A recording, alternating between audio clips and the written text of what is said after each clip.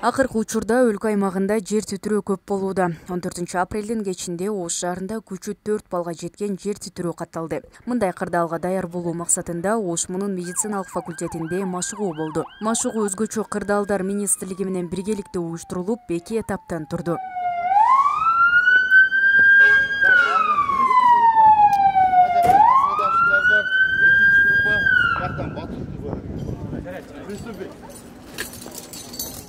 Алгач жер титирөө коркунучу учурунда жарандарды коргоо боюнча жарандык коргонуу кызматтарынын иш-аракеттери көрсөтүлдү. Эскертүү коңгуроосу кагылып, студенттер жана окутуучулар имараттан чыгарылды.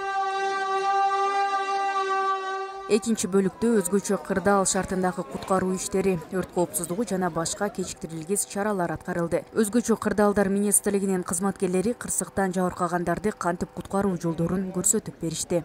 Көбүнчө ушул адам көп жайгашкан мекемелерде өтүп жатат.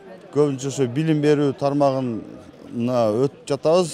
Ушул Ош шаарында быйылкы эсеп боюнча бир 17-18 мектепке ушундай эвакуация болуп өттү.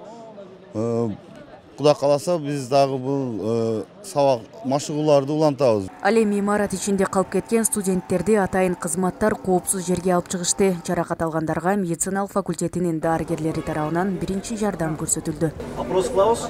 Жакшыбы?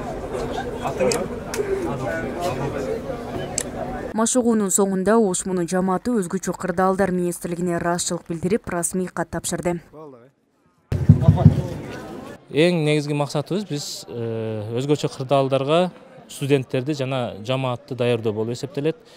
Бүгүнкү иш-чара өзгөчө кырдаалдар министрлигинин Ош башкармалыгынын Ош шаары боюнча башкармалыгынын жетекчисинин жардамы менен уюштурдук. Аларга терең ыраазычылыгыбызды билдиребиз. Дайыма келип практикалык сабактарды жана ушундай машыгуу сабактарды, практикалык сабактарды өткөрүп бергени көмөктөшүп турушат. Машыгуулар Ош муда жылына 2 ирет өткөрүлөт. Буга чейин окуу жайдын курамындагы колледждерде жарандык машыгуулар уюштурулган. Мээрим Айтмаматова, Нурсултан Бакай уулу, Ош му жаңылыктары.